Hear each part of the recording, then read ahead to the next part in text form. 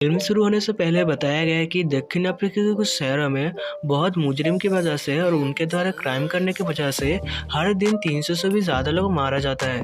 पर वहीं पर एक ह्यूमन पुलिस जो कुछ भी नहीं कर पाते, इसलिए वहाँ के गवर्नमेंट रोबोटिक पुलिस को हायर करते थे, जिसकी वजह से वहाँ का क्राइम बहुत हद तक कंट्रोल किया जाता था। नेक्स्ट सीन में दिखाया जाता है डियोन को, जो इन रोबोटिक पुलिस को बनाया था। इस प्रोजेक्ट को कामयाबी के लिए सभी लोग डियोन को शाबाशी दे रहे थे। साथ ही साथ इसके टीम के एक मेंबर को दिखाया जाता है जो इसके कामयाबी पर बहुत गुस्सा था, क्योंकि वो भी एक रोबोटिक प्रोजेक्ट पर काम कर रहा था और उसे लगता था कि डियोन की वजह से, बनाई हुई रोबोट की वजह से उसको कोई फंडिंग नहीं मिल रही थी, क्योंकि सभी लोग डियोन की बनाई हुई रोबोट पुलिस को ही पसंद करते थे। इसलिए वो अपनी कंपनी के बॉस के पास जाता है और इस प्रोजेक्ट के लिए फंडिंग चाहता है, लेकिन बॉस ने भी साफ साफ मना कर देता है फंडिंग देने से। इसके बीच एक रोबोटिक पुलिस स्काउट 22 को दिखाया जाता है, जो एक मिशन के दौरान घायल हो चुका होता है और वो रिपेयरिंग के लिए कंपनी में आया था। इंजीनियर्स ने बहुत खुशी से इसका रिपेयर किया और इसके एक कान को नया लगा दिया, जिसके कारण स्काउट 22 को बहुत अच्छा लग रहा था। नेक्स्ट सीन में दो गैंगस्टर टीम को दिखाया जाता है, जिनमें से एक था उस शहर का सबसे बड़ा डॉन और एक था मामूली गैंगस्टर की टीम, जिसके लीडर का नाम था निंजा। वो डॉन 2 करोड़ रुपए मांग रहा था इन लोगों से, लेकिन निंजा की टीम साफ मना कर देता है कि उसके पास उतना पैसा नहीं है। तभी वहाँ पर एक रोबोट पुलिस स्काउट 22 और उसकी टीम आ जाती है और उनके बीच लड़ाई होने लगती है। लड़ाई में स्काउट 22 को भारी नुकसान झेलना पड़ा और वो पूरी तरीके से डैमेज हो चुका था, जिसको अब गैरेज में लिया जाता है और इसका ठीक करने के लिए खास तौर पर डियोन को बुलाया जाता है। डियोन उसे जांच करने के बाद रिसाइकिल करने के लिए बोलता है, क्योंकि वो अब कभी भी ठीक नहीं हो सकता था। साथ ही साथ डियोन और एक प्रोजेक्ट में काम कर रहे थे, जहां पर वो प्रोजेक्ट अगर सक्सेसफुल हो जाता तो इसके बनाए हुए रोबोट सबकॉन्शियस तरीके से सोच सकता था, डिसीजन ले सकता था और अपने हिसाब से सही और गलत का भी फर्क भी कर सकता था। लेकिन पहले इसे एक छोटे बच्चे की तरह सब कुछ सिखाना होता। डियोन इस प्रोजेक्ट को भी रेडी कर लिया था और अब इसे टेस्ट करना था कि ये सही से काम कर रहा है कि नहीं। यहाँ पर निंजा की टीम बहुत बुरा फंसा था, क्योंकि वो अगर डॉन को 2 करोड़ रुपए नहीं दिया तो वो निंजा और उसके टीम को मार देगा।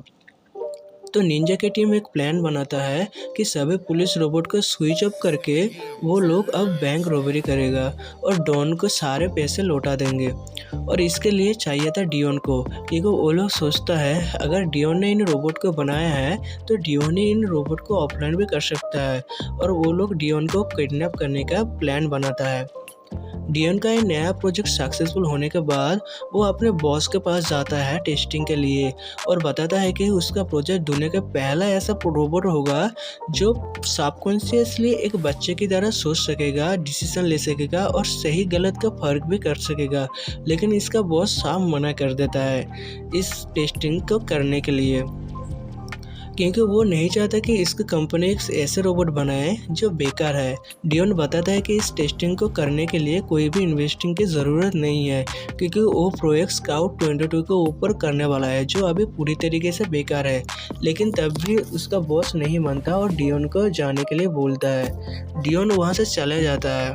अपने केबिन में जाने के बाद डियोन अफसोस होने लगता है, क्योंकि वो इस प्रोजेक्ट को बनाने में काफ़ी दिनों तक मेहनत किया है।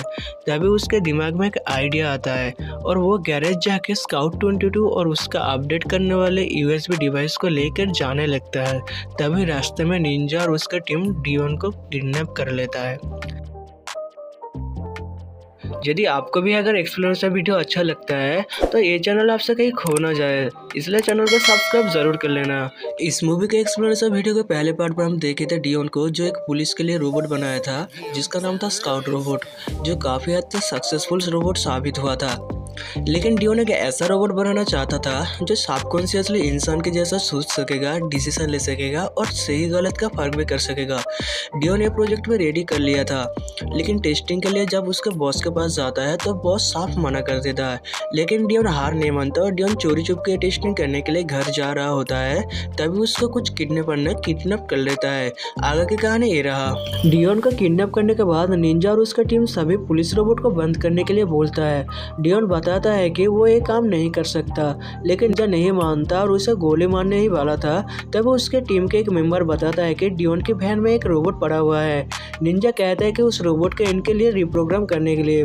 डियोन भी ये नया प्रोजेक्ट टेस्ट करने वाला था तो ये भी मान जाता है, लेकिन एक शर्त पर कि इस रोबोट को पहले एक छोटे बच्चे की तरह सब कुछ सिखाना होगा। स्काउट 22 का रिप्रोग्राम करने के बाद वो अभी एक छोटे बच्चे की तरह बिहेव कर रहा था और वो इन लोगों से भी डर रहा था। डियोन उसका भरोसा जीतने के लिए उसका हाथ आगे करता है और कुछ देर बाद रोबोट भी अपना हाथ आगे बढ़ाता है। इनके बीच दोस्ती तो हो गई थी, लेकिन ये रोबोट का अभी भी बात नहीं कर रही थी।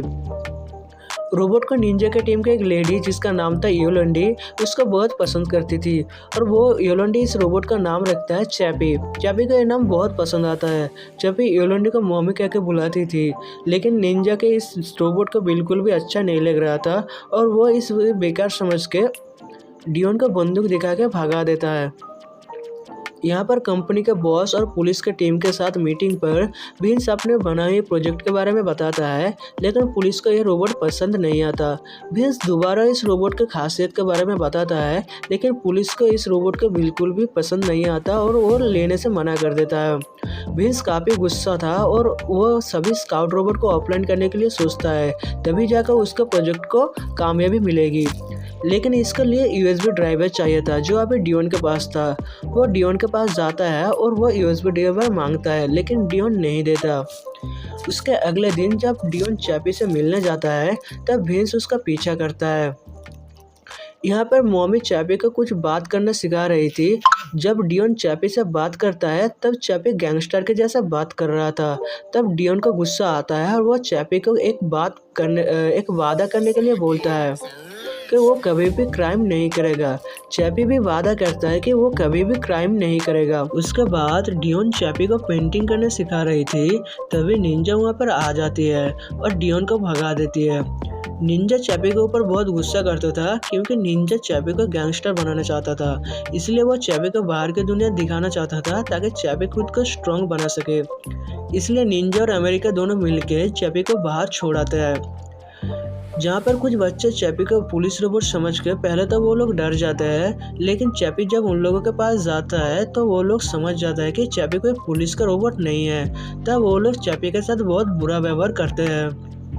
चैपी वहाँ से जैसे तैसे करके बच के निकल जाता है, लेकिन विंस भी चैपी का पीछा कर रहा था क्योंकि उसे वो USB ड्राइवर चाहिए था।